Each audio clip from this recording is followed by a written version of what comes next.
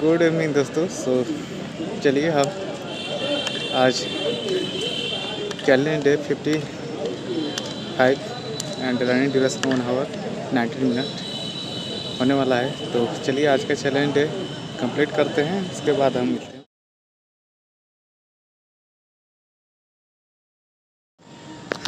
Today running challenge over day 55 and running duration 1 hour 90 minutes.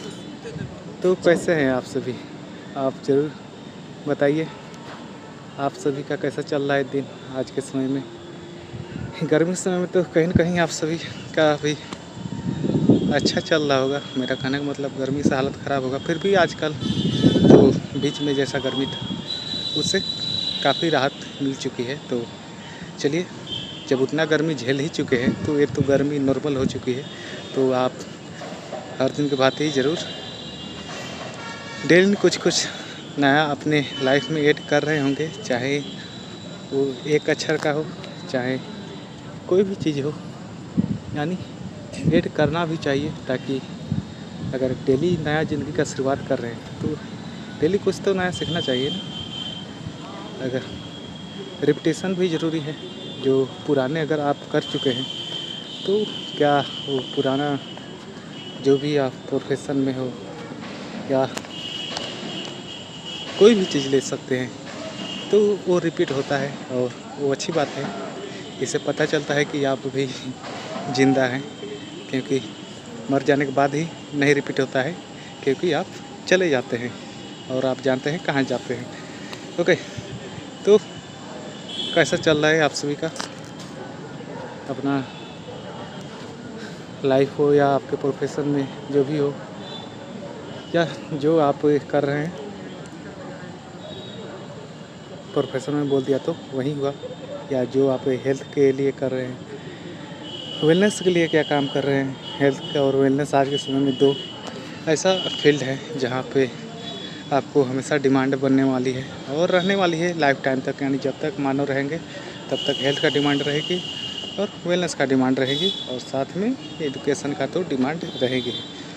कुछ मूलभूत आवश्यकताएं हैं, जैसा कि आप जानते हैं खाना पीना हो गया, कपड़ा हो गया और मकान हो गया। ये तो 3 मूलभूत आवश्यकता मानव का है ही। और मानव के अलावा देख लिया जाए तो जीव जंतु को, जितने भी जीव जंतु हैं उनका भी ये 3 चीज़ें ज़रूरी होता है: खाना, रहना और पहनना।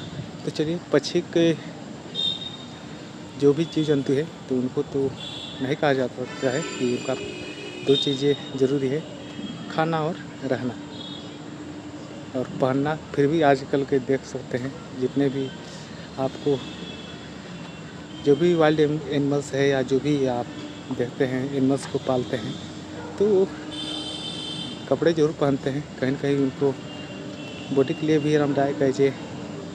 जो अच्छे घर में जाते हैं, जो भी पालते हैं तो अच्छा देख रेख होता है, और एज ए ह्यूमन बीइंग की तरह उन्हें भी काफ़ी अच्छा सुविधा दी जाती है। तो ये अच्छी बात है, देना चाहिए, जानवरों से प्यार करना चाहिए।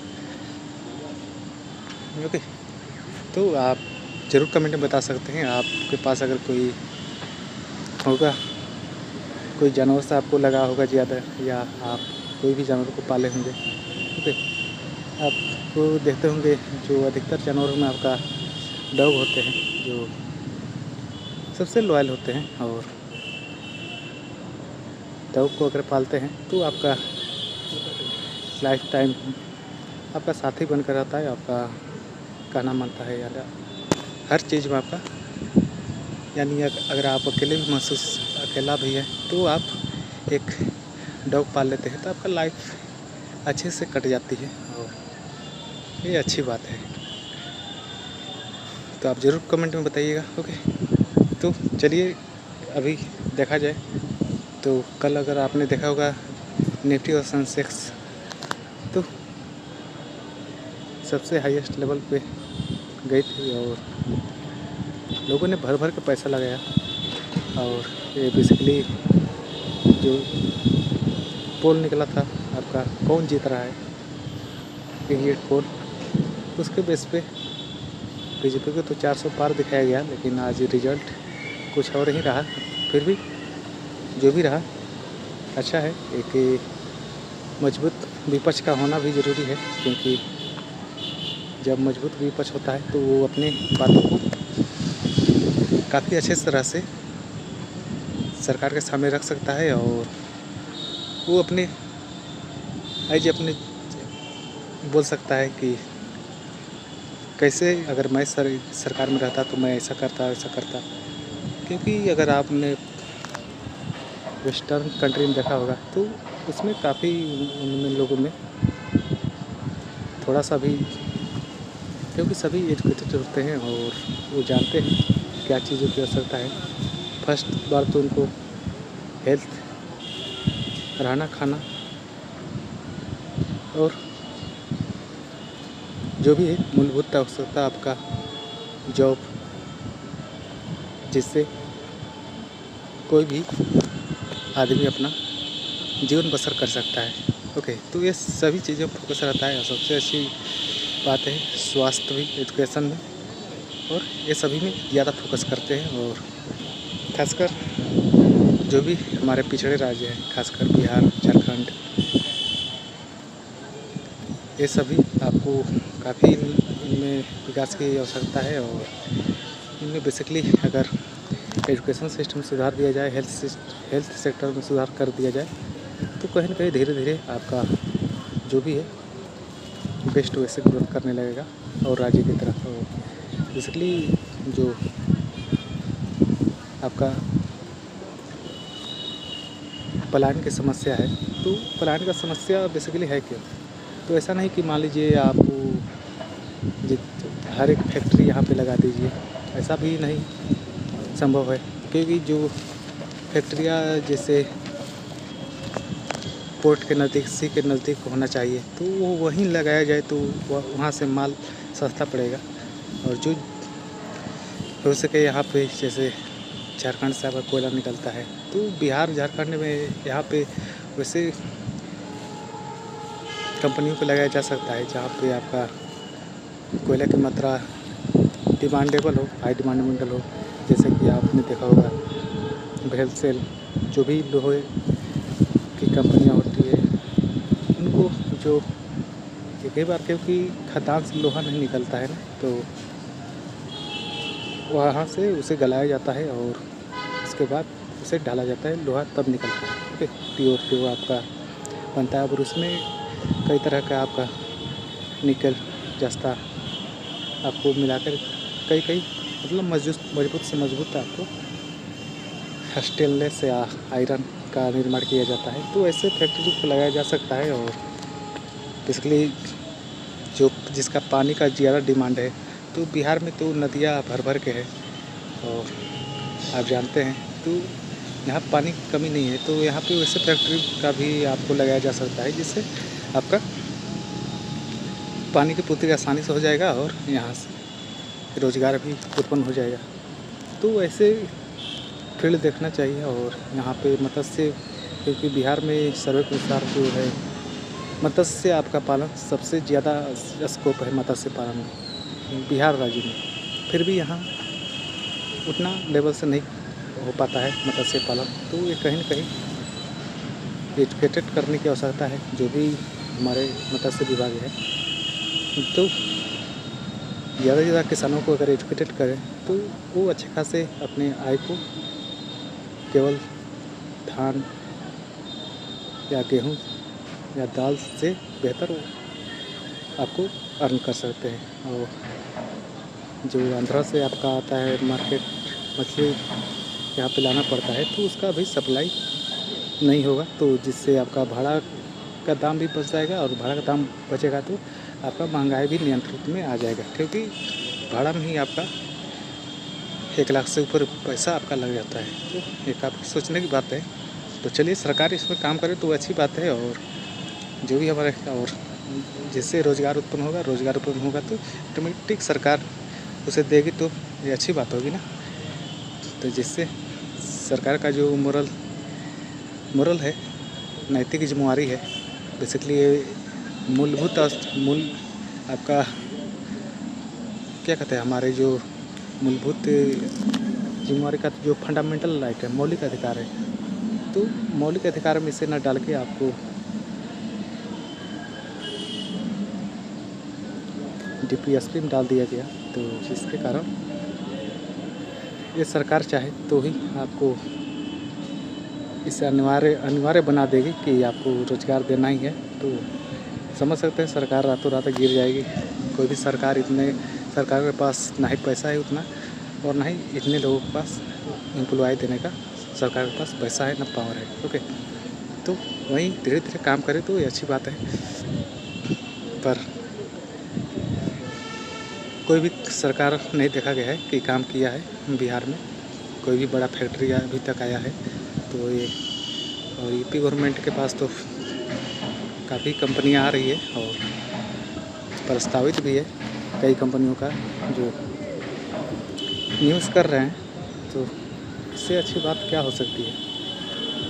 तो कहीं न कहीं बिहार गवर्नमेंट को भी सोचना चाहिए कि हम उस राज्य को भी करने की कोशिश करें जो विकास कर रहे हैं। यानी कहते हैं कि अगर आपको विकास करना है तो आप या तो जो सक्सेसफुल पर्सन है उनसे सलाह ले लीजिए, या जो उस राह पे हैं उनके साथ चल पड़िए, आप खुद सक्सेसफुल हो जाएंगे। ओके, तो या तो आप विकसित राय से सलाह ले लीजिए। उस सलाह लेने का मतलब है कि आप उसके मॉडल पे काम कर लीजिए ताकि आप भी विकास कर लें, या जो विकासशील यानी विकास की तरफ बढ़ रहे तेज़ी से जैसे यूपी हुआ, उसके मॉडल को आप अपना लीजिए। आप खुद में खुद एक विकसित राज्य बन जाएंगे। ओके, तो चलिए, ये तो हमसे कई बुद्धिजीवी बैठे हैं जो हमारे बनाते हैं कैसे काम करना है, क्या होना चाहिए। लेकिन अभी इतने सालों से देख रहे हैं, बना ही रहे हैं। कितने IPS गए, कितने IPS आए होंगे बिहार में, हर ज़िले में, या कितने सलाहकार गए होंगे नीतीश कुमार जी का। लेकिन अभी तक चलिए बन ही रहा है, और देख सकते हैं इस बार क्या बन रहा है और कितने कंपनियां आ रही है और कितना रोज़गार मिल रहा है। बेसिकली स्वास्थ्य और रोज़गार, एजुकेशन, ये सभी 3 तो मूलभूत आवश्यकताएं हैं, हर सरकार की जिम्मेदारी बनती है। तो अगर इसमें काम होता है तो बहुत ही अच्छी बात है, और ये अगर तीनों में अगर काम हो गया तो ऑटोमेटिक वो राज्य आगे बढ़ने लगता है। ज़्यादा कुछ करने की आवश्यकता नहीं है। और इंफ्रास्ट्रक्चर में तो भारतीय सरकार काफ़ी अच्छा से ग्रोथ की है, जिसके कारण से आपने देखा होगा हमारा 4th में जो आपका GDP जो भी ग्रोथ हुआ 8.2% हुआ, जो कि अनुमानित से काफ़ी ज़्यादा रहा। तो कहीं न कहीं इस ग्रोथ को लेकर काफ़ी आश्चर्यचकित हैं जो भी हमारे विदेशी, जो ब्लूमबर्ग हुआ, जो फाइनेंशियल रिपोर्ट निकालते हैं। ओके, और चाइना का देखा जाए तो 3.2 3.4 ऐसा करके उसका GDP ग्रोथ चल रहा है।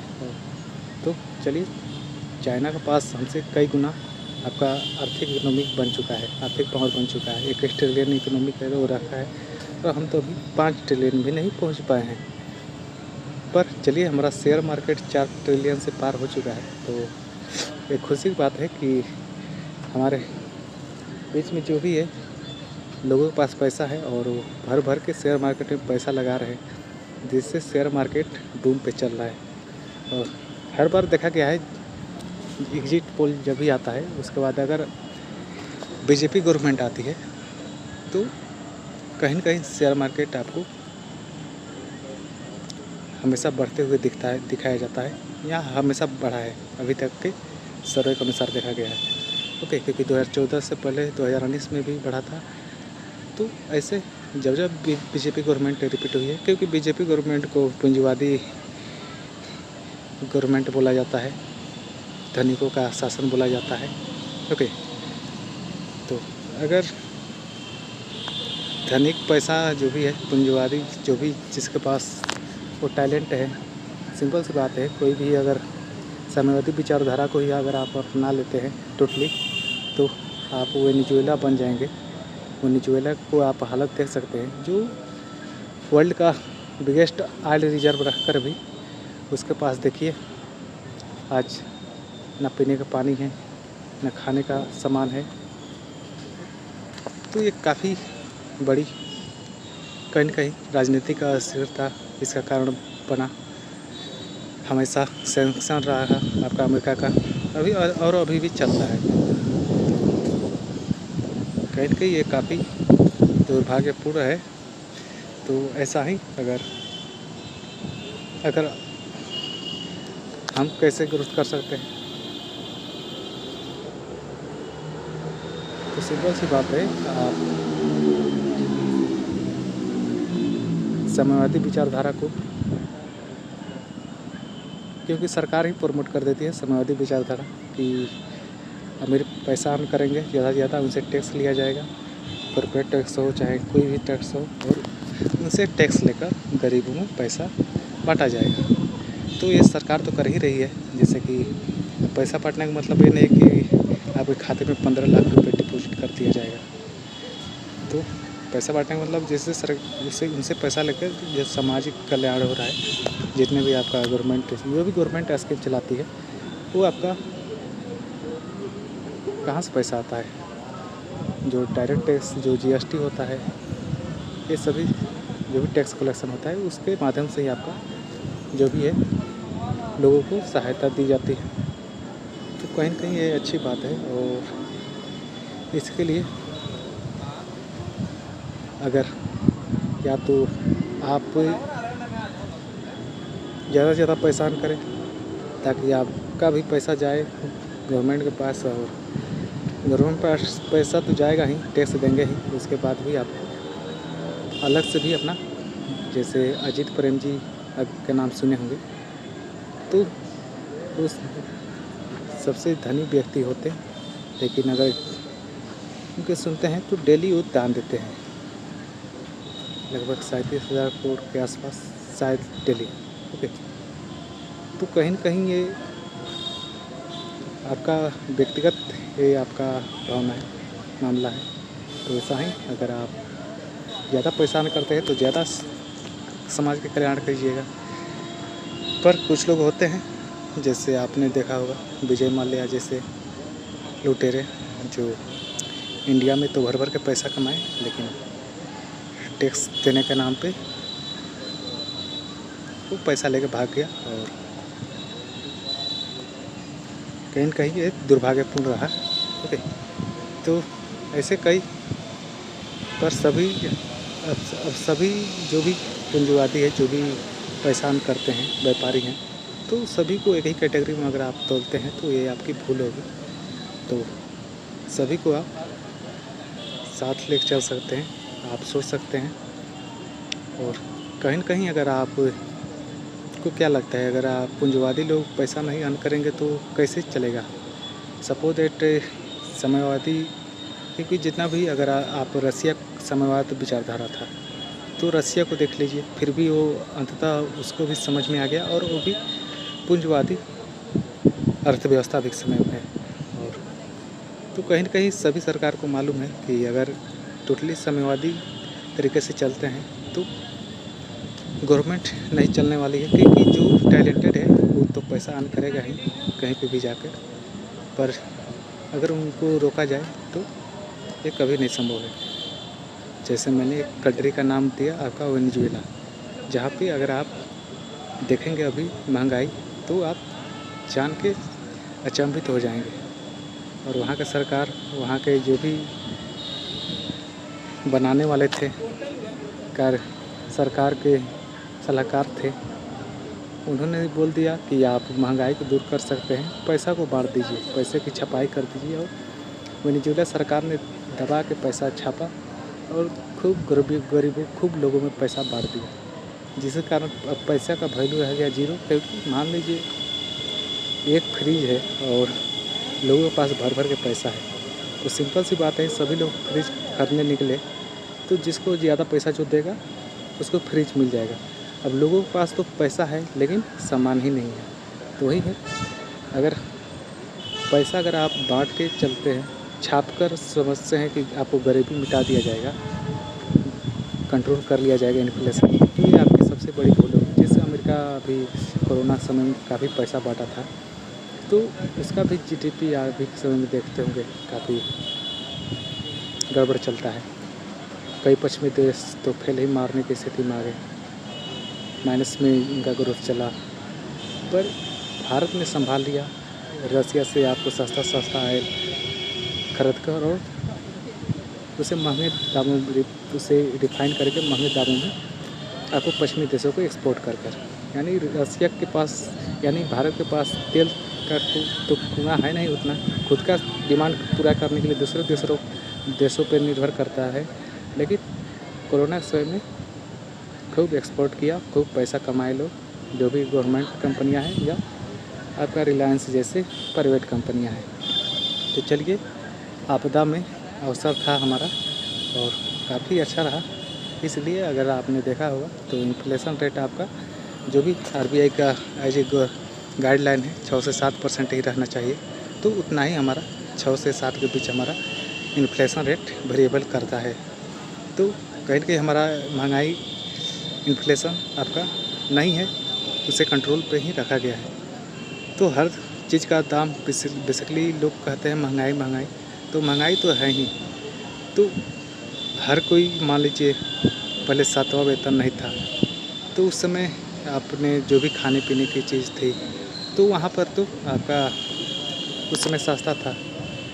तो अब लोगों को चाहिए अब ज़्यादा से ज़्यादा पैसा अर्न करना, तो ज़्यादा से ज़्यादा पैसा अर्न करना चाहते हैं तो फिर से वही हाल हो जाएगा। अगर लोगों के पास पैसा आ जाएगा और आपका मार्केट में आपका सामान ही नहीं रहेगा, तो सिंपल सा आपका डिमांड बढ़ेगा, तो महंगाई ऑटोमेटिक बढ़ने लगेगी।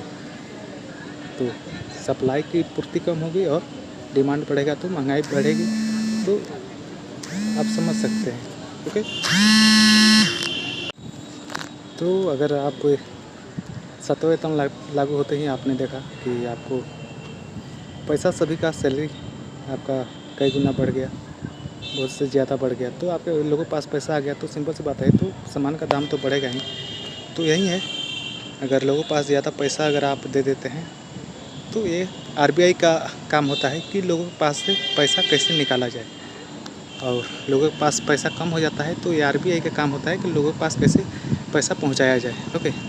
तो इसका सिंपल सा काम होता है। अगर आरबीआई कैसे, अगर मान लीजिए आपको लोगों के पास से पैसा निकालना है तो क्या करेगी आरबीआई, तो बॉन्ड निकालती है, कई तरह का सरकारी बॉन्ड निकालती है, और उसे लोगों से आपको बोलती है कि आज तुम मान लीजिए 1 लाख का बॉन्ड निकाला, तो बोलेगा कि तुम मुझे ये 17,000 में आज ले लो, और आज से 10 साल बाद तुम 1 लाख इसे ले लेना मेरे से। यानी या तुम कोई भी हो, जैसे कि ऐसा नहीं कि आपको उतना ज़्यादा पैसा आप ज़्यादा अर्न कर पाते हैं, ओके, क्योंकि उस हिसाब से आपका 6.5-7% से अगर महंगाई आपका इन्फ्लेशन देखा जाए तो उससे आपको बीट कर ही नहीं पाता है। तो वहीं पड़ता है, मान लीजिए 10 साल बाद अगर आप उस बॉन्ड को 5 साल बाद, 10 साल बाद, 2 साल के लिए आपको ऐसे बॉन्ड निकाला जाता है, या सरकारी कई ETF हो या कई चीज़ें निकाली जाती है, जिससे आपको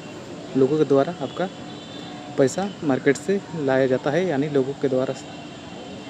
लोगों से पैसा लाया जाता है ताकि महंगाई को कंट्रोल में किया जा सके, ओके। और जब लोगों के पास पैसा कम हो जाता है, जब लोग नहीं खरीदारी करते हैं, जहाँ तब सरकार को पता चलता है कि क्योंकि सप्लाई ज़्यादा हो गया और माल बिक नहीं रहा है, तो इसका मतलब सरकार समझती है कि अब लोगों के पास पैसा नहीं है। तो अब सरकार चाहती है कैसे लोग सामान खरीदे, क्योंकि सिंपल सी बात है ना, डिमांड और सप्लाई दोनों बराबर चलना ही चाहिए, भले थोड़ा ऊपर नीचे हो सकता है, तो आपका मार्केट भी हमेशा चलता रहेगा और आपका दोनों बैलेंस ऐसे करके बनता है, ओके। सो वही है, महंगाई आपका दिन प्रतिदिन अगर आपका बढ़ रहा है तो आपका मंथली इस तरह का इंक्रीमेंट तो नहीं हो पा रहा है, जैसे कि महंगाई के कुछ, मान लीजिए कि आप आज फ्लैट खरीदे 10 करोड़ का, तो क्या लगता है आप उसे 2 साल बाद, उसे आप 5 साल बाद 10 करोड़ में ही बेचना चाहेंगे उस फ्लैट को? सिंपल सी बात है ना कि आप उसे कम से कम बोलेंगे कि कम से कम 15 तो मिलना ही चाहिए, या आप डबल ले सकते हैं। कम से कम अगर आप रियल एस्टेट में अगर आप जानते हैं, जो भी जानते हैं या जो भी पैसा लगाते हैं, तो उनका विज़न होता है कि कम से कम उसे 3 से 5 सालों में कम से कम पैसा दोगुना होना चाहिए। यानी वो वैसे फील्ड में, वैसे क्षेत्र में ज़मीन खरीदते हैं जो अगर पहले ही विज़न देख लेते हैं कि यहाँ से आने वाले 5 साल या 10 साल में कहाँ तक इसका विकास होगा, यहाँ का डिमांड, यहाँ का ज़मीन का सप्लाई, यहाँ किस तरह का माहौल होगा, और उसके हिसाब से दाम बढ़ेगा कि नहीं, उसके हिसाब से ज़मीन खरीदते हैं। ओके, तो वही है सबसे। मान लीजिए आप मेन पटना में आज से 20 साल पहले ज़मीन खरीदे होते पटना सिटी में, तो आप समझ सकते हैं अभी के रेट आप कितना आप अर्न कर सकते हैं, कितना कई गुना प्रॉफिट। तो इसलिए रियल एस्टेट में काफ़ी अच्छा प्रॉफिट भी है, तो कोई दिक्कत नहीं। अगर आप मार्केट से पैसा बनाना चाहते हैं या बनाना जानते हैं तो आप मार्केट से कल पैसा बनाए होंगे अच्छे खासे। अगर नहीं जानते हैं तो चलिए, हम तो थोड़ा बहुत सिखाते ही हैं, लेकिन चैलेंज कंप्लीट होने के बाद आपको ज़रूर प्रॉपर वे से सिखाया जाएगा। प्रॉपर वे से आपका मार्केट से कैसे आप भी पैसा बना सकते हैं, कैसे आप लर्निंग कर सकते हैं। फिर मैं एक बात बोलूँगा, आप व्हाट्सएप टिप्स या न्यूज़ या टेलीग्राम ग्रुप में जुड़ के मार्केट से पैसा नहीं बना सकते हैं लॉन्ग टर्म के लिए। हाँ, अगर आप जुआ खेलना चाहते हैं तो आप बना सकते हैं। तो आप बिना लर्निंग किए आप मार्केट में ना जाइएगा, पैसा ना लगाइएगा। सिंपल सी बात है, अगर आप कुछ नहीं जानते हैं तो आप ETF में या म्यूचुअल फंड में सबसे सेफ खेलना चाहते हैं तो आप म्यूचुअल फंड में लगाइए, या थोड़ा सा रिस्क लेना चाहते हैं ETF में लगाइए, या आप सेंसेक्स में लगा सकते हैं, निफ्टी 50 में लगा सकते हैं। ओके, जो सेंसेक्स होता है जो टॉप 30 कंपनी से मिलकर बनता है, और जो निफ्टी 50 होता है जो 50 कंपनियों के मिलकर बनता है। सेंसेक्स से बोलते हैं आपको BSE को, और NSE को बोलते हैं, जो NSE को निफ्टी 50। ओके, तो 2 आपका मार्केट कंपनियां हैं इंडिया में जिसमें आपको कंपनियां लिस्टेड होती है, NSE और BSE। तो चलिए मिलते हैं अगले वीडियो में। अगर आपको वीडियो अच्छा लगता है तो आप ज़रूर लाइक करें, कमेंट करें और शेयर करें। और जो भी पर्सन नए हैं ज़रूर चैनल को सब्सक्राइब कर लीजिए, ताकि जब भी हम अगला वीडियो अपलोड करें आपको उसी समय नोटिफिकेशन मिल जाए। और अगर किसी भी तरह का अगर आप सर्विस चाहते हैं हमसे तो आप ज़रूर देखिएगा डिस्क्रिप्शन में। हमने कई बार बताया है हम किस तरह का आपका ऑनलाइन सर्विस देते हैं, तो आप ज़रूर हमसे कॉन्टैक्ट कर सकते हैं, चाहे वर्क के रिगार्डिंग, चाहे आप बैंकिंग से या क्रेडिट कार्ड या लोन या जो भी है पर्सनल इम्प्रूवमेंट या वर्क करना चाहते हैं तो आप हमसे कनेक्ट कर सकते हैं। ओके, या चाहे आप फॉरएवर प्रोडक्ट लेना चाहते हैं तो भी हमसे कनेक्ट कर सकते हैं। Okay, thank you.